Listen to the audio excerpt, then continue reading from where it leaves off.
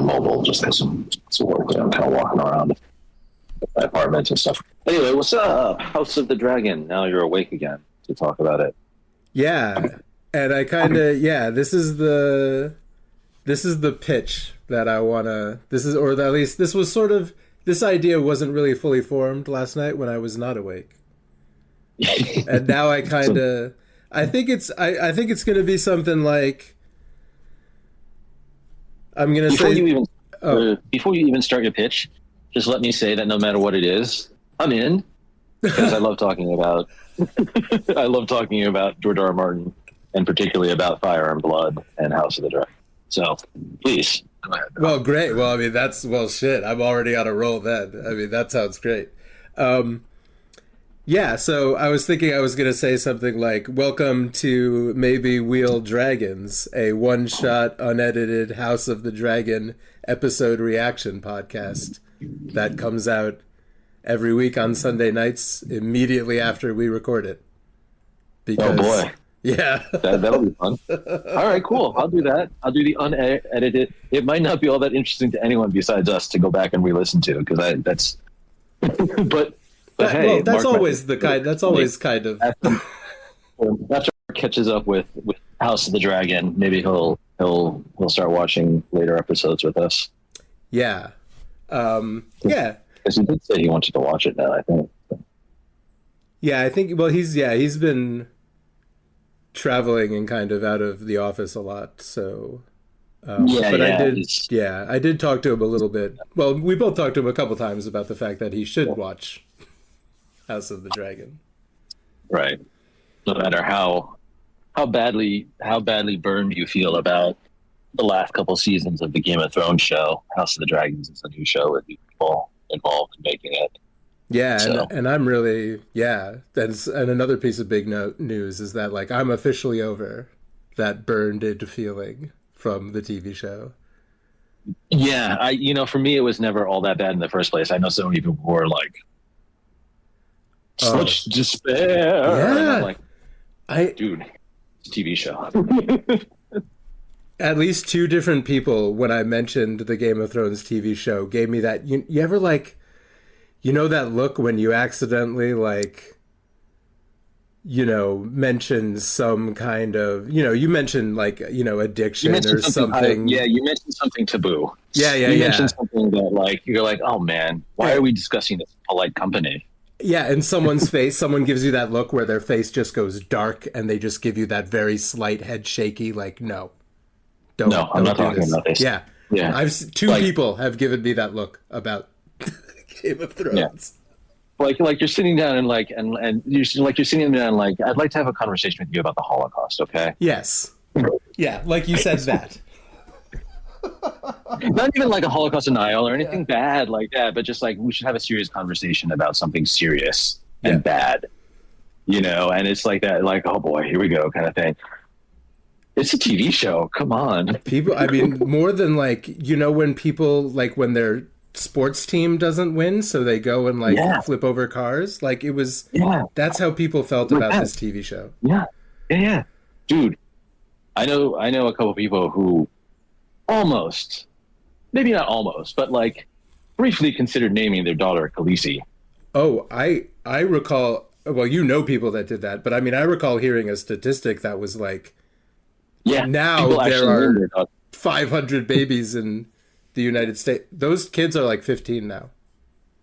Yeah. Now there's a bunch of teenagers named Khaleesi. Yeah.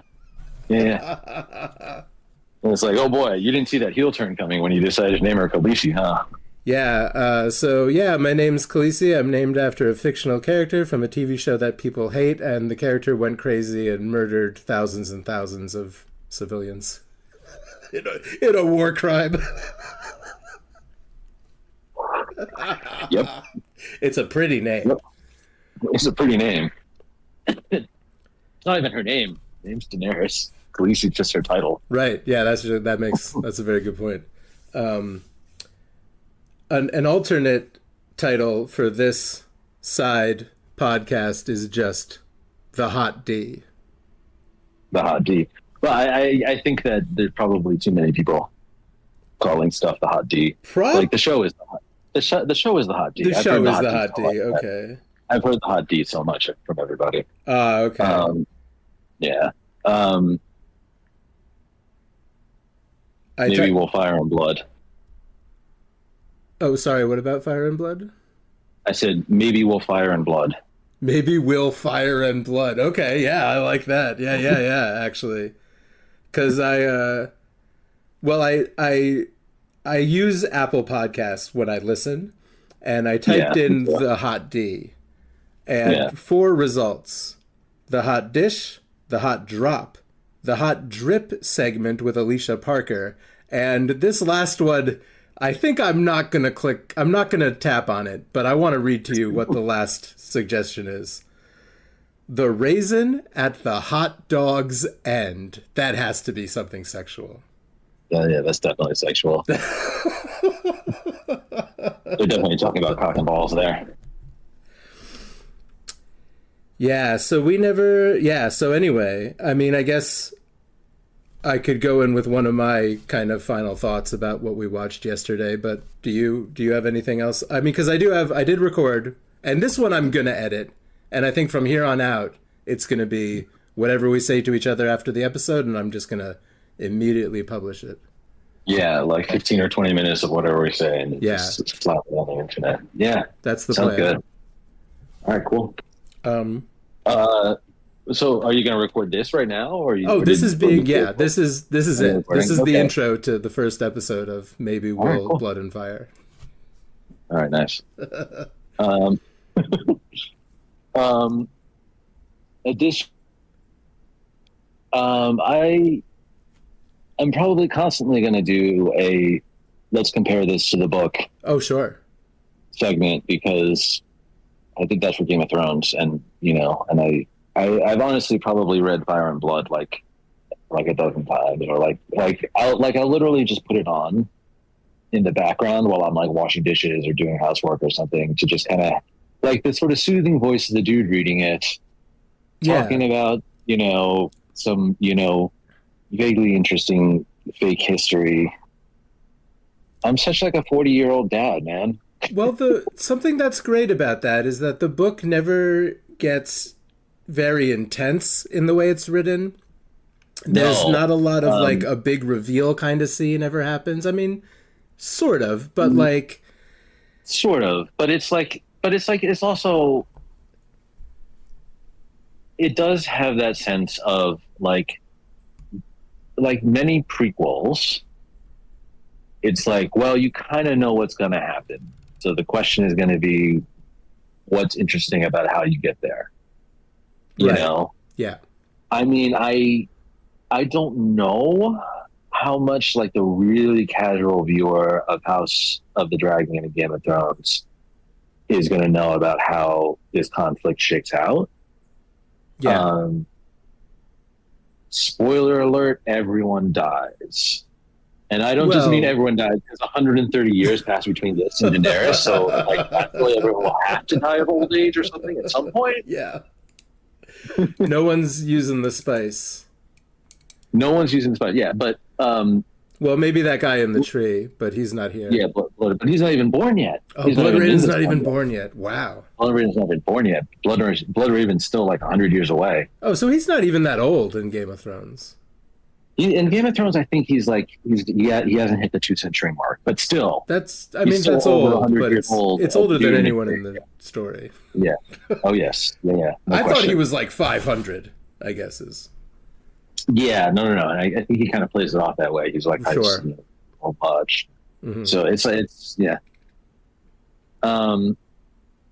But yeah, so this episode compared to the books, there's a couple things that are different. The Alicent and Kristen Cole thing is totally new. Oh, okay.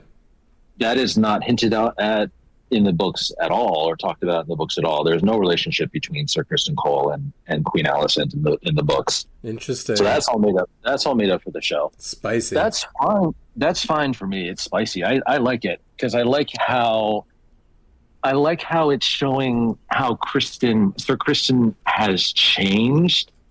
Sure. And like in a certain way, how like hypocritical he and Alicent are being, because like part of the thing that started the whole rift between all three of them is Rhaenyra fucking Kristen Cole, and then like refusing to like give up her queenship because of it. Now he's not even bothering to ask Alicent like that. He knows he's just being used, and now he doesn't have a problem with it. But we had such a problem with it, 10 years back or whatever, 20 years back, when it was him and Rhaenyra, that he still can't get over it.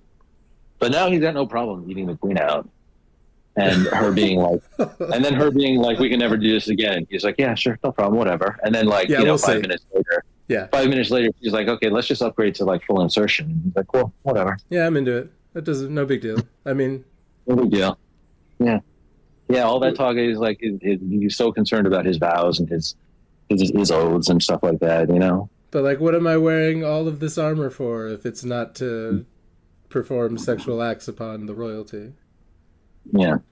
And then the blood and cheese was different because, in that they like, that's like one of the very few scenes actually in Fire and Blood that is actually like fully plotted out and like dialogue and described, kind of like you would see in an actual story. And they didn't actually use that description because in the description, Alicent is there with Helena, and who we've gotten to know a bit more in the book.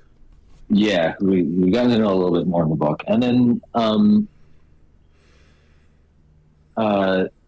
also there's a third child. In the books, Helena has 3 children. With, Aegon. 2 boys? The second. The twins, Jaehaera and Jaehaerys. Ah, yes. Who are the oldest. And then a younger son named Maedlon.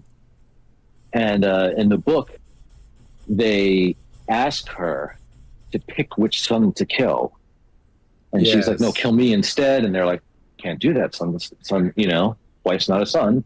That part they kept, because the rat catcher's like, just kill the queen, let's get the fuck out of here. And, the blood is like, wife's not a son, gotta be a boy.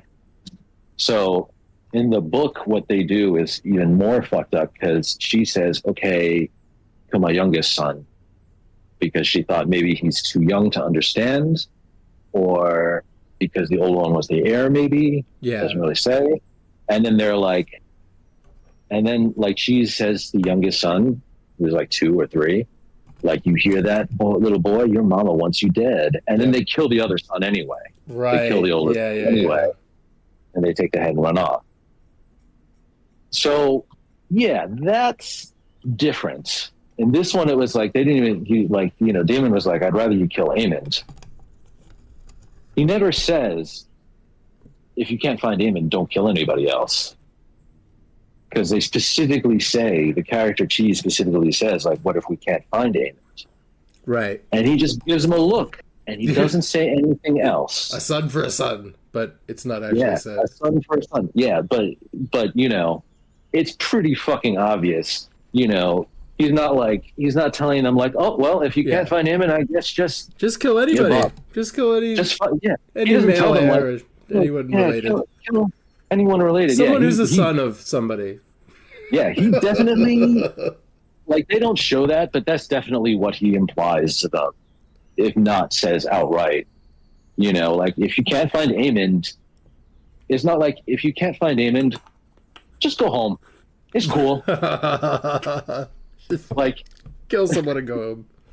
Kill somebody. Come on. Come on. And this is the kind of thing, it shows it as kind of a mistake, right? Yeah. Like, oh, they were there for Aemond, but they couldn't get him, so they killed the baby instead. And how fucked up is that? I don't think this is the kind of thing where Daemon is going to be like, how dare you? What have you done? The horror. He's just going to be like, well, that's not what I wanted, but cool. Okay. I think that's what Daemon's reaction is going to be. He's going to be like, when people are like, but he was a baby, Daemon's going to be like, fuck him. I mean, that is exactly how Daemon would react. He's not my baby. Yeah. Yeah. And it's going to be great to see more of Daemon doing his thing this season. Oh yeah, I mean, I keep thinking there's this phrase that I've heard to describe to describe his kind of morality. It's called blue and orange morality. Okay. Because it is just weird and nonsensical from a regular human point of view. Sure. It's a kind of morality that just has like totally different axes than most people kind of think on, like good versus evil, law versus chaos, you know, that kind of thing. It's just totally different set of priorities and everything. And like, you know, a really good fantasy depiction of it that I always go back to, that the Targaryens are based on, are the Melnibians or the Melnibonians or something like that. I don't even know how to say it. From Michael Moorcock's Elric novels. Oh wow, okay, yeah, I have no idea. Yeah, and that's a deep one. Those books are from like the 70s or something like that. Okay. There's these. When you read them, this is what the Valyrians are based on.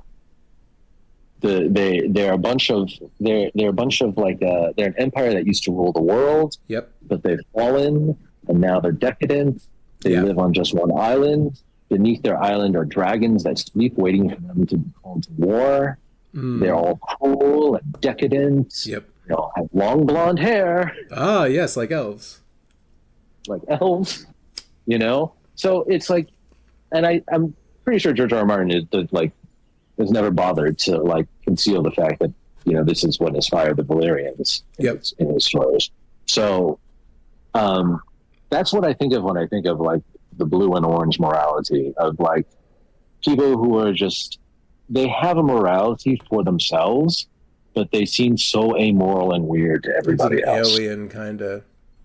Yeah.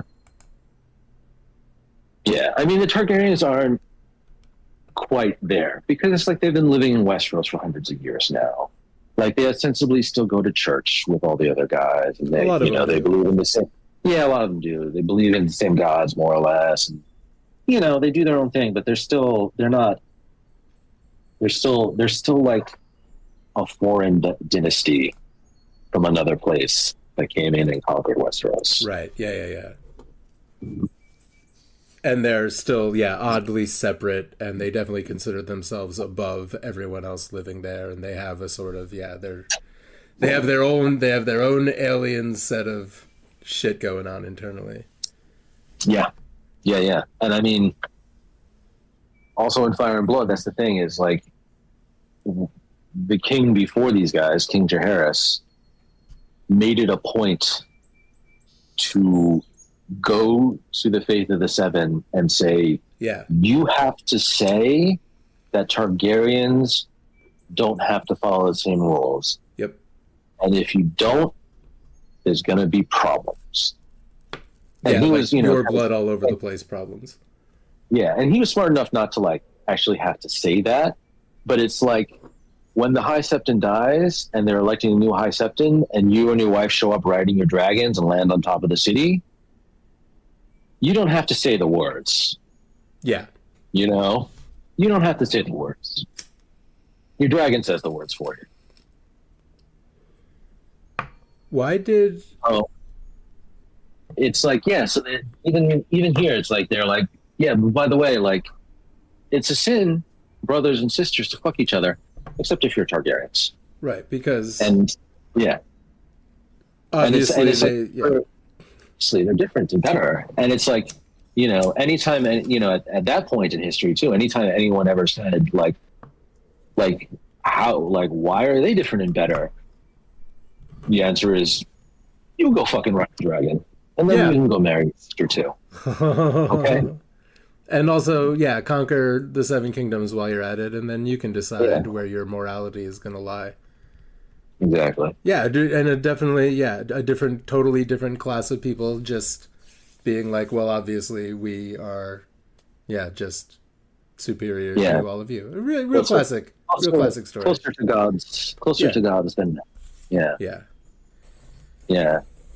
And, you know, people have been saying that about themselves in real world history for a long time. Yeah, exactly. Yes. All the, you know, it's like, we're better. These people are better than those people.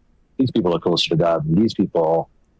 But in a fantasy setting with actual magic, when you have a bunch of dudes who are doing things that literally nobody else can do, It's easy. It sounds a little bit. Easier for them to Yeah, claim. it's easier. It's easier for them to like back it up. Basically, It is a tale as old as time, though. Yeah, it is. Fascism. Yeah, authoritarianism. Yeah. I was gonna ask why Blood and Cheese had a dog with them at all. Dogs are rat catchers. It's like a rat catching terrier. Oh, okay. Okay, sure. Yeah. I mean, obviously, you use cats. You can use cats to catch rats. That's classic. But yeah, there are dogs straight to catch rats too. Yeah, and that was when she was like, oh, maybe they have a slightly redeeming quality for Cheese. He's got a cute little dog. Okay, no, no. Fucking kick the dog. Kick the dog. All right.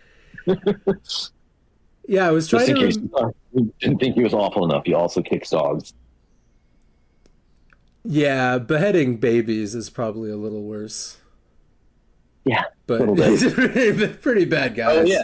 Again, those are the memes going around where it's like somebody's like, I can excuse child murder, but kicking a dog, somebody's like, you can excuse child murder? That's how we know. That's how we know he's a bad guy. I mean, everybody in this show murders people.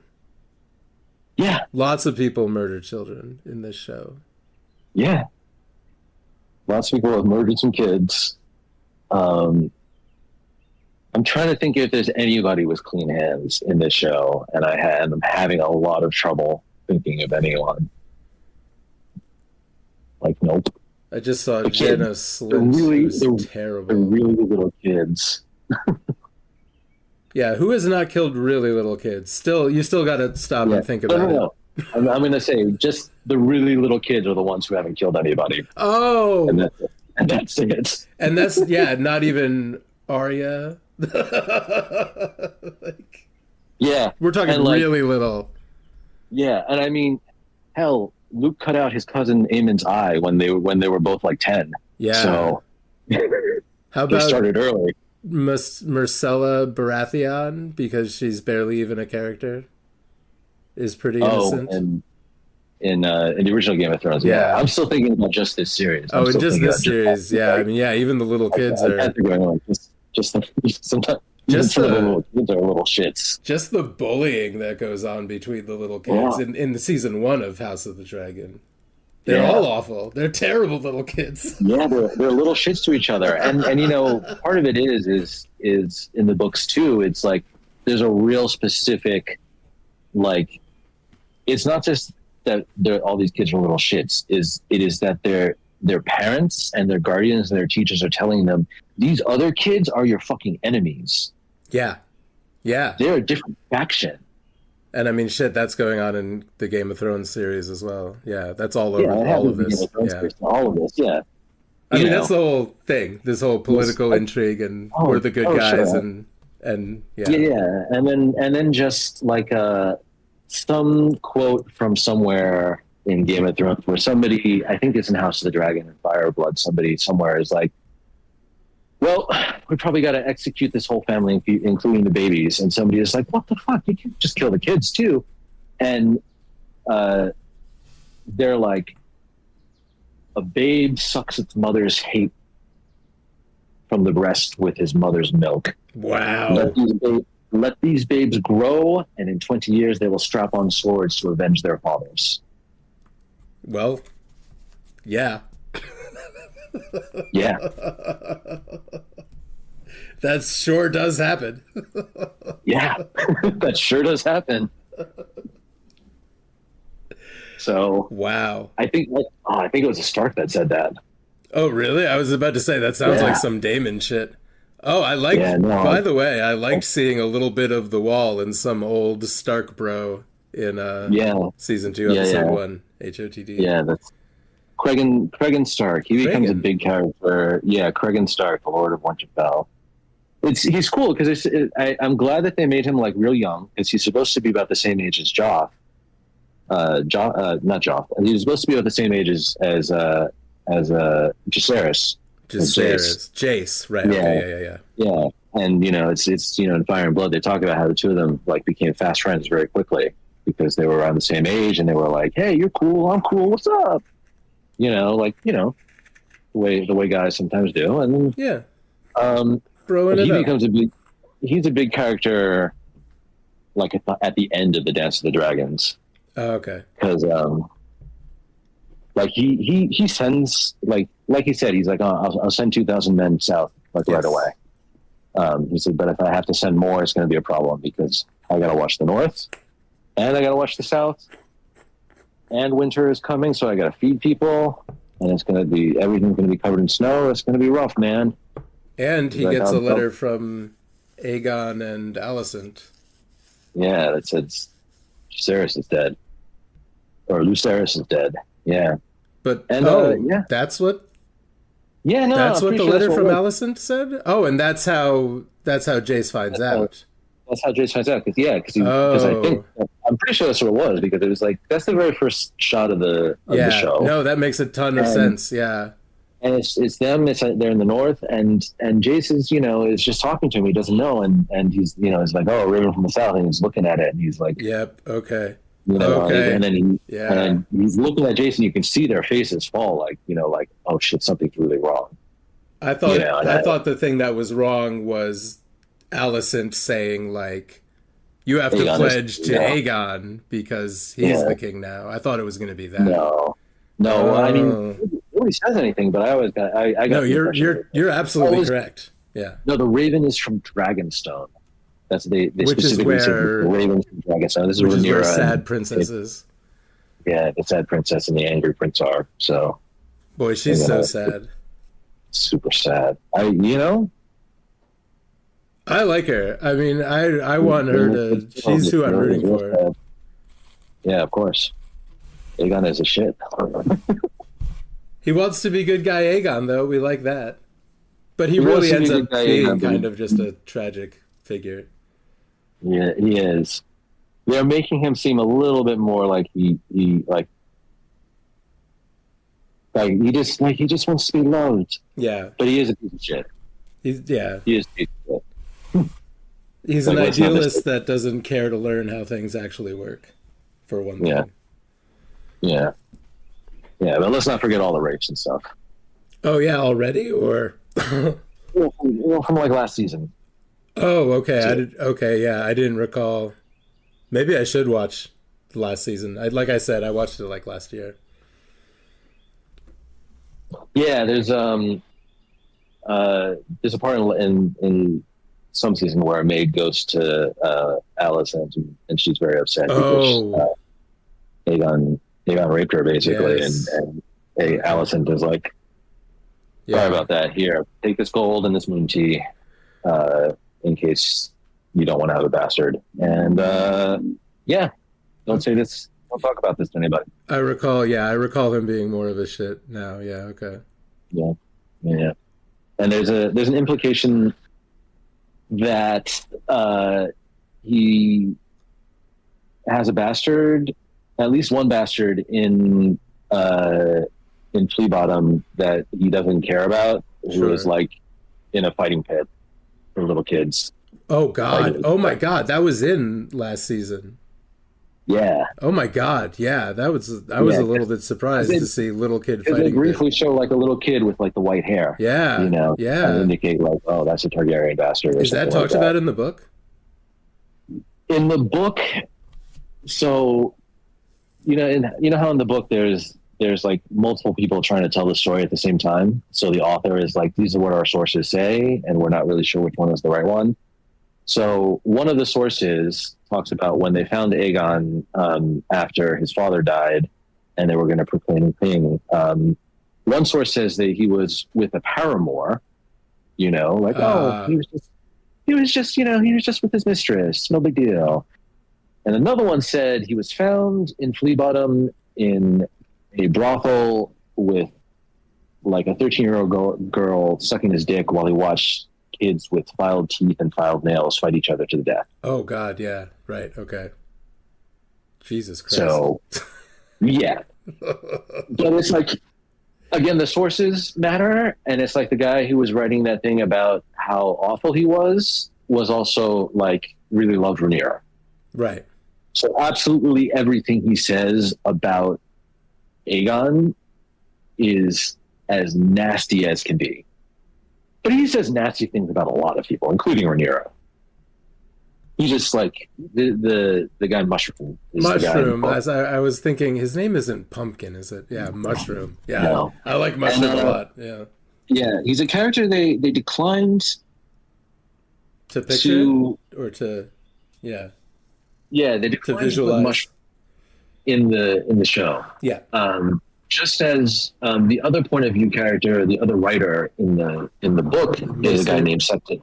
Oh, a No, Septon. not a, Yeah, Septon Eustace. yeah, that's right. And Septon Eustace, and then some writings from the Grand Maester, who is in the show actually, but he's fairly minor. The Grand Maester in the Green Council hasn't cited done very much.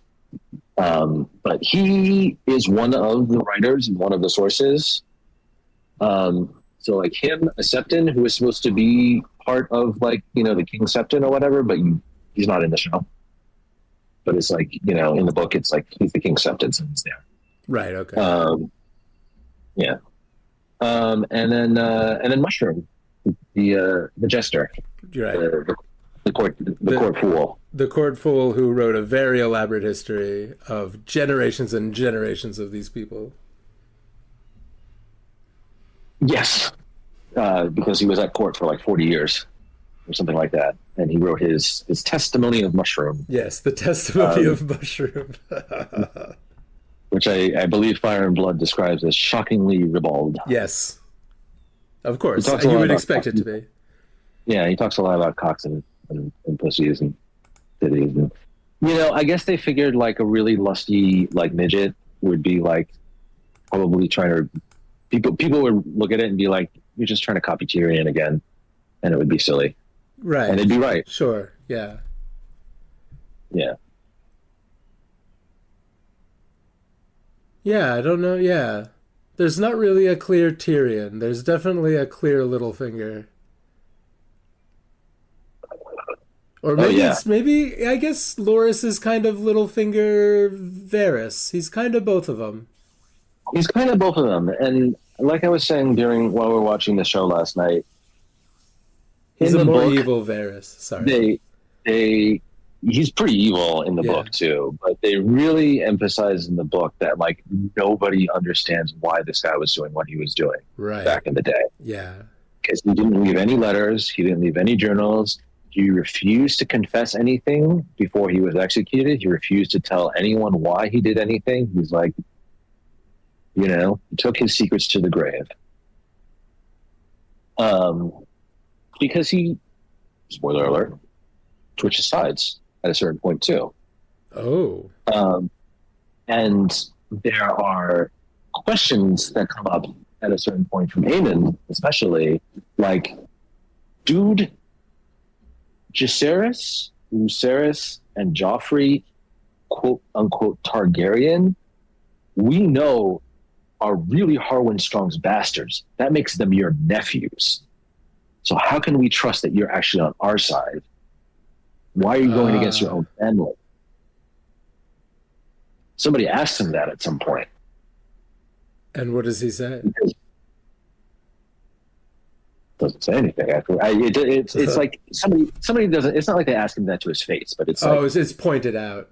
Those questions come up, because it's like this guy's family, this guy's brother was having sex with Rhaenyra. This guy's nephews are in line to inherit the Iron Throne if Rhaenyra wins. Why is he on our side instead of their side? And then basically, in the end, it's like, whose side was he on? Nobody really knows because he switched sides so many times, and he refuses to elaborate. Yep. It's like that meme. Yeah. Switches sides again, refuses to elaborate. Yeah. Yeah. Anyway, yeah.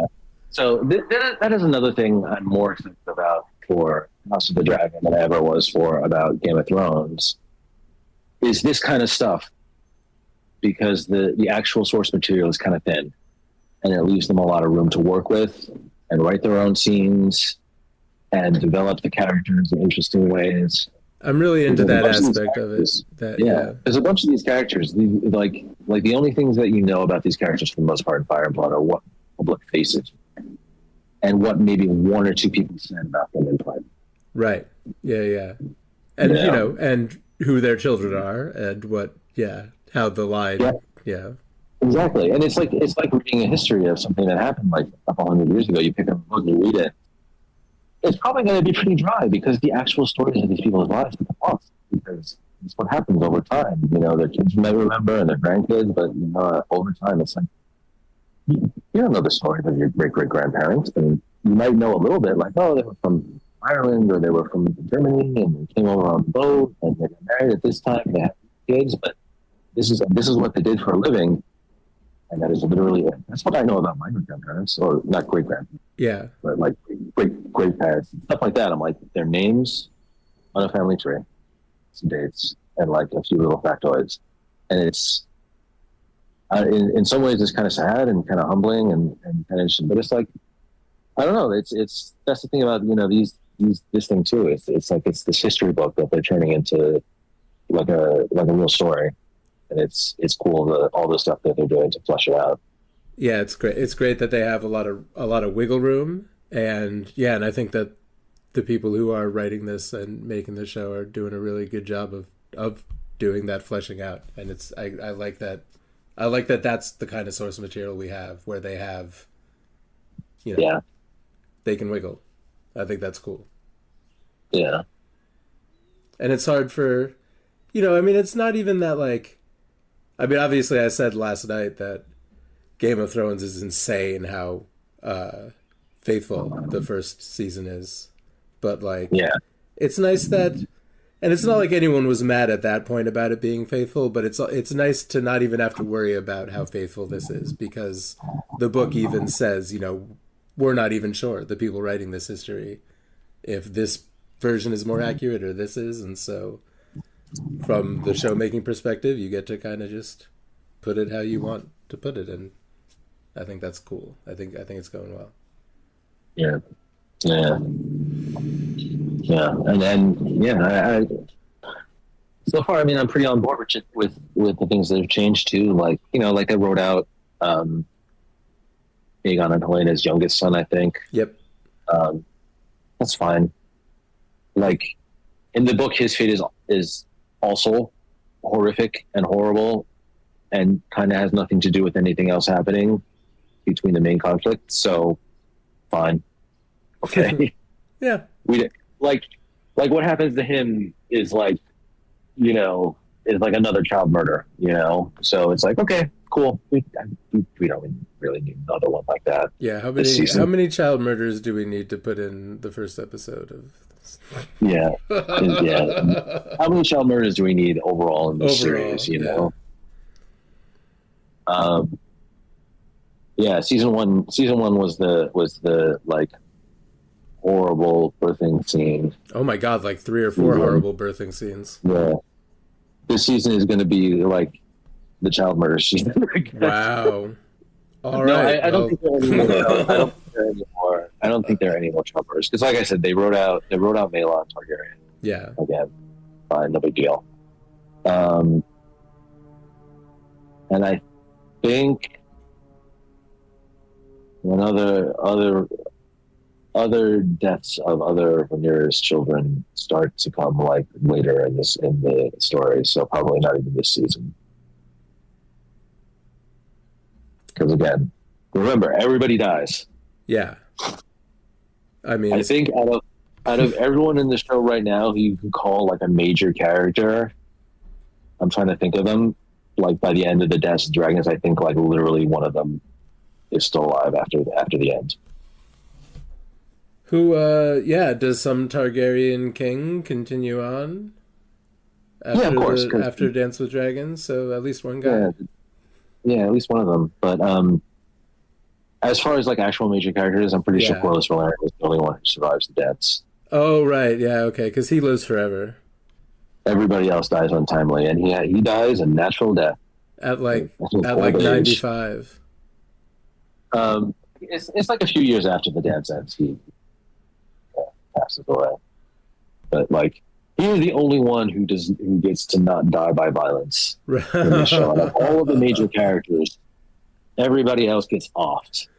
Yeah. And in various like horrific or cool ways. In some ways, it's very cool, like when Damon and Aemond and uh, uh, Aegon and they go. Well, actually, probably not so much Aegon, but like Daemon and Aegon, or Daemon and Aemon Yes. and Kristen Cole. They get cool deaths when they die. It's like, oh, it's cool. And then like a couple other people, when they die, you're like, no, God, that's another red wedding looking thing. And then, yeah, I Oh think no, another horrible backstabbing murder.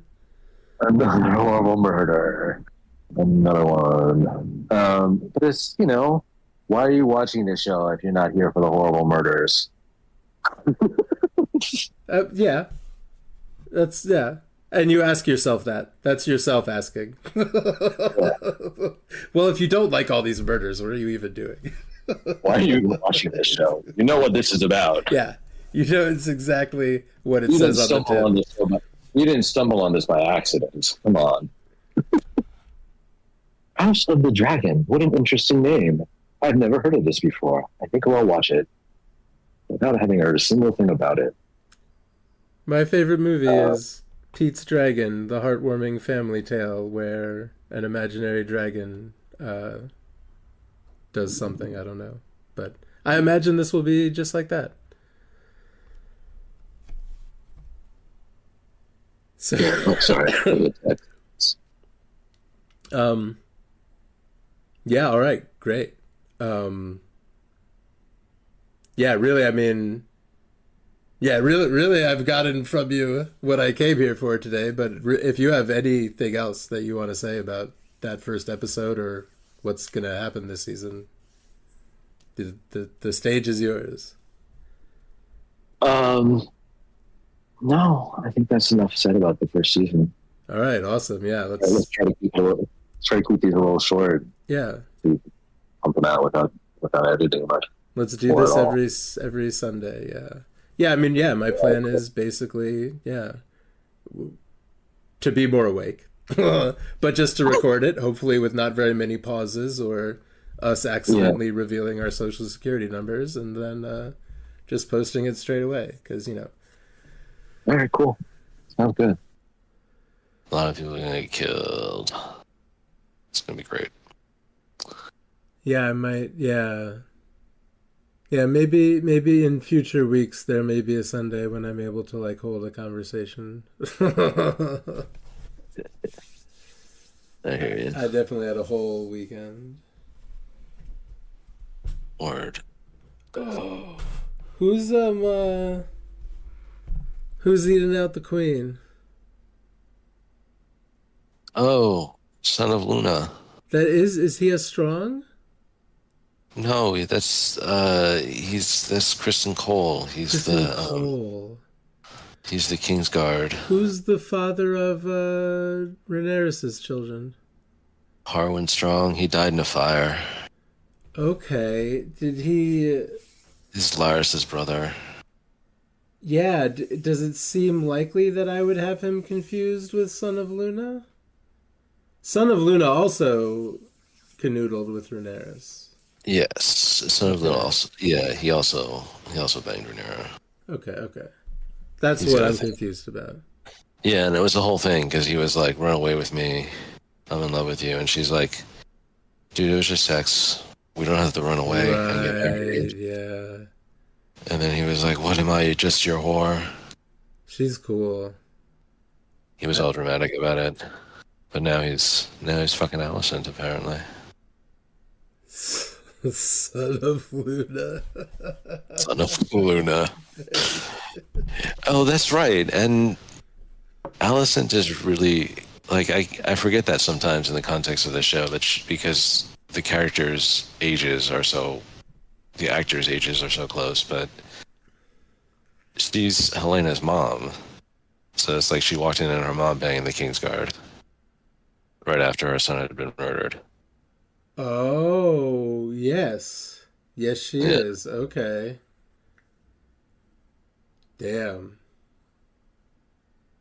Damn. That's a shitty, yeah. That's a shitty thing to have to happen to a family. Although, I mean, fuck Alicent. Yeah, Kinda. But mostly fuck her. she's kind of the villain, but she's such an unwitting villain. Yeah. She's like, I'm trying to do good, and she's She's so got bad at people it. around her that know she's manipulable, Yeah, manipulatable. pliable. She gets a lot of she's got a lot of fingers. There's a lot of fingers in her pie.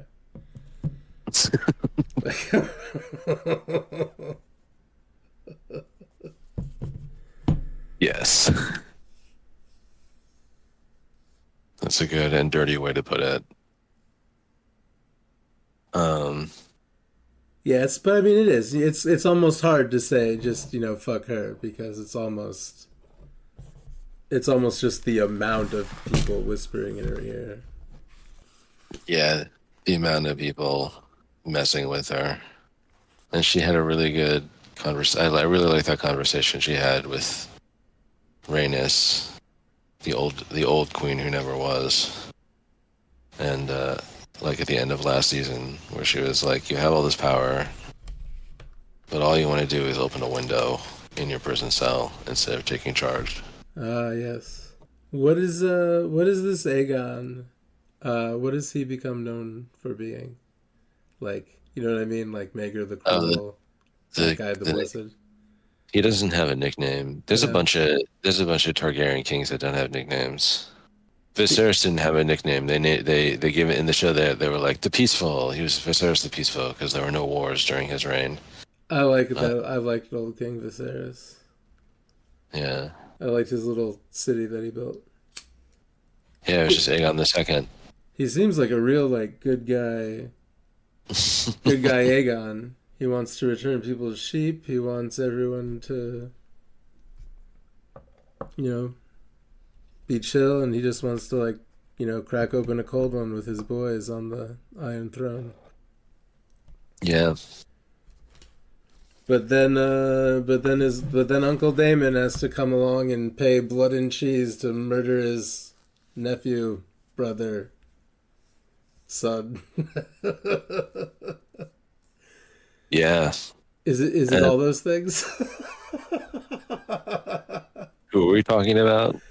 Aegon, is it Aegon's child that ends up getting killed? Oh yeah, it was supposed to be his brother. Right, his brother is Aemon, the guy with the real Muppet face. Yeah. But instead it's his son. His Well, instead sister it's- wife is... Excuse me.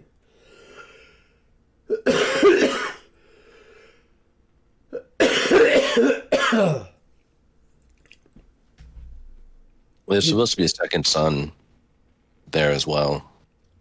Oh, But not I a think- daughter? Yeah, I think they wrote him out. There's supposed to be two sons and a daughter. Oh, interesting. Okay. Hmm. Yeah. I wonder if the next time I listen to that book, well, I mean, it kind of goes without saying that you end up picking up more Yeah. the second time through anything, but yeah, I definitely was able to, listening to that sort of semi-dry history, I was able to kind of picture what was going on more in the era of King Viserys. Yeah, Aegon the Second doesn't last too long. He gets the shit kicked out of him a lot. That's too bad. He might have Like- been okay. Like a lot of really grievous bodily harm. I kind of can't wait. I almost don't even want to say fuck him either, although he definitely instigated some stuff. Oh yeah. But it's you know the Game of Thrones trope about like dudes getting their hands cut off and their noses cut off and Oh yeah, and this guy shit like gets that. lots of things cut off. this like I'm trying to remember what happens to him. He gets like burned really bad in a dragon fight. Like Oh really yes, okay, burned. yeah, I recall. Yeah, and that's I mean, And then he's he's mostly out of commission for. and he's in a coma for like 6 months or Yeah, something. yeah. And just when he's getting better, he has to jump off his dragon during another dragon fight and breaks both his legs. Oh boy. And like both his hips or something like that. He basically shatters both his legs jumping off a dragon. Eesh. Eesh. Yeah, so then he has to be like, carried around in a chair because he can't walk anymore. Yep. Yeah. He gets it bad. There's a lot of body horror in George R. R. Martin. Forget about that sometimes. Just a lot of people getting pieces chopped off. I remember if anybody else gets any pieces chopped off in this show, other than or in this story, other than just the normal heads getting chopped off. Is there a tiny segment about somebody getting infected with some kind of worms? Oh yeah. That they had to, were they ice worms? That they had to. They were fireworms. They were fireworms, and they had to chop the body parts off before the worms could get into them. Or no. oh, wasn't it something like that I'm thinking of? It was a little different than that. So this girl, Princess Aria, who was she was from like Jaehaerys's generation. She was like King Jaehaerys's older sister. Okay. So she had a pair of twin daughters with her brother Aegon the Uncrowned. There was a different Aegon also from Jaehaerys's generation, but he died. So these two twin girls, one of them became a septa and never did anything unborn again. So you can forget about her. And the other one was named Princess Aria, and Aria eventually stole Balerion when she was like 12. Okay. The biggest and the blackest and the nastiest of all the dragons. And he was very old at this time, but she jumped on him and flew off and vanished for half a year. And when she came back, she was like extremely sick. And when the Maester and the Septon tried to treat her, she was like burning hot, and she was like full of like horrible like mutated worm things inside her. So that when they put her in like a tub of ice, like she exploded. Oh God! And like all like crawling out and died, but they like died. Yeah, and he was like, and basically he was like one of the guys was speculating like. So I think probably what happened was she jumped on the back of the biggest dragon in the world, and the biggest dragon in the world was like, I don't listen to kids, and decided to fly off. And where did he fly off to? Well, he probably flew off to Valyria because that was his original home and original lair, and he left it, centuries ago. But, maybe he remembered it, and he flew back there, and this is where the princess got all these horrible worms inside her. Whoa. Is that what the doom that came to Valyria was? Fireworms? Fireworm. Nobody knows what it is. The way George R. R. Martin kind of makes it sound is in like some of his books and some of the writing and stuff. He almost makes it sound like radiation. Yeah. It's like poison fire. Yeah.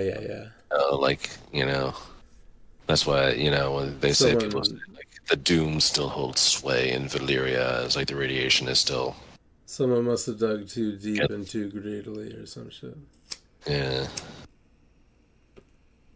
Yeah, there's a bunch of different theories. I think the popular one that I've heard is that a bunch of Valyrian blood mages were using their magic to make sure like all the volcanoes didn't blow up on them all the time. Oh, and someone didn't have the right reagents one day. Yeah, or a bunch of them got killed by faceless men. Oh, that would be fun. The convoluted theory I heard was that the Lannisters, desiring to purchase a Valyrian steel sword, sent like a huge ransom of gold, because they had tons of gold, to Valyria to purchase the finest Valyrian steel sword they could. And there was some old prophecy that said like the doom of Valyria would come out of the west, or like from beneath the the castle of the lion or something, some shit like that. So then some people are like, oh, they theorize that, too many people use all this gold to hire too many faceless men, and all the mages that control the fires lost control, and they all blew up at once. Oh shit. Everybody died. So I have listened to so here's where I'm at. I have now listened to this book, and I have listened to Game of Thrones, and I have finished season 1 of Game of Thrones, and I've said this before, but I can't believe how exactly faithful this thing started out. I know, and that's how they fucking got us. It was like They fucking got us. They like everyone I know who was a book reader was like, are they really gonna do this? Are they really gonna do that? Are they really gonna do this? And then they started doing it, and they're like, and like everyone I know who had read the books were like, oh, they're really doing this. They're fucking doing it, man. They're fucking doing this. They chopped Ned Stark's head off right at the end. We're like, yes, they're fucking doing it. The best comment I remember hearing was like, one of my friends was like watching the show together, and they were like, they see the end of the first episode where Bran gets pushed out the window. Oh man. And they're like, but he lands on something, right? And I was like, yeah, the ground. Yeah, that's something. The cold, hard ground. Many stories below him. It was so good. Season 1 was so good. We'll see if I have something to say about season 2, and if it just goes downhill. It was consistently strong for at least 4 seasons. At least 4, you reckon? I reckon at least 4. They really started to run off the rails at a certain point, and it was like little things at first. I feel like it was little things at first. But then I just, like, especially the last 2 seasons, I just totally got the feeling that the showrunners and half the people involved were just sick of it. They were just like so sick of it, and they just didn't want to be doing it. And they were like, okay, well, this story is supposed to probably take up another 3 seasons and like full like 9 or 10 episode seasons. So let's cram it into like a season and a half instead. Okay. What a mess. Yeah, what a mess. Terrible mess. Everyone's talking about how they're like, it's because they diverged from the source material, and I don't agree that it was totally that. But I probably have my memory of the show is probably tainted. I probably feel like I enjoyed, seasons even 3 and 4. I probably believe I enjoyed them less than I actually did, because of the negative emotional hold the whole experience ended up having on me. Yeah, I hear you. But seasons like 1 and 2 are still this sort of like pristine, untouched, Yeah, I can't wait to watch season 2 now that because I haven't read the book or reread it yet. So I'm excited to see new things happen now that it was really weird. It's so faithful that I like watching the show. There would be moments in the dialogue where I would be like, did I watch this episode twice? Like, didn't I just watch this?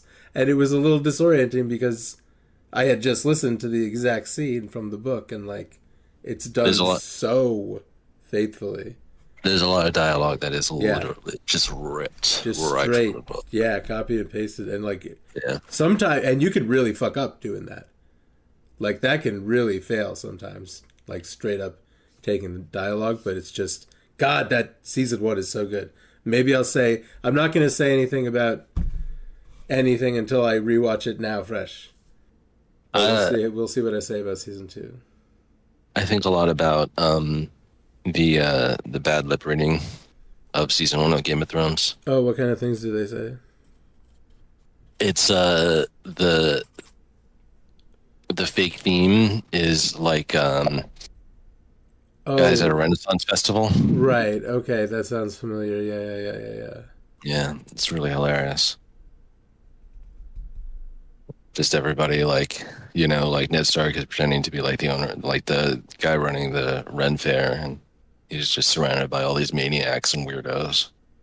Yes, I have. Yeah, I have seen it. Boy, 15 years ago, maybe not. Yeah. Not that many. I hear you. I watched it a bunch of times, and then I actually like kind of really liked the song that's like Okay. in it, and I was like, "What is this song?" And I looked around. It was apparently the dude who does the show, who does the bad lip reading stuff as a musician. Oh, sure. Yeah. And he wrote that music himself, and I was like, "Oh, okay, cool. Add this to my Spotify." I think we are probably talking about 12 or 13 years ago. Yep, for sure. Yeah, maybe not quite 15, but a lot more than 10. Yeah. Boy, that was a long time ago. I remember having to constantly explain who everybody was to my coworkers who were also watching the show and who were like into it, but also just like dudes with beards, lots of dudes with beards. It's Who a the little fuck is- harder to catch the names Who the of fuck is who? characters when you're watching a TV show week to week. Yeah, I do like how the captions in this show have like the character names, Yeah, that's really clutch. like That the full, can be really helpful. like the full names, like the first name and last name. Like, oh, just so you make sure you know who this is, who's talking. It's really helpful. Yeah. So I've been recording this. I don't really know what. Yeah, I know. I guess partially, partially just because I'm like, I feel like not even here tonight. I noticed. It's cool. Yeah. I'm a bit tired too. So. Yeah, so I'm not, so maybe, I don't know. I have the recording, so at some point, maybe I'll feel more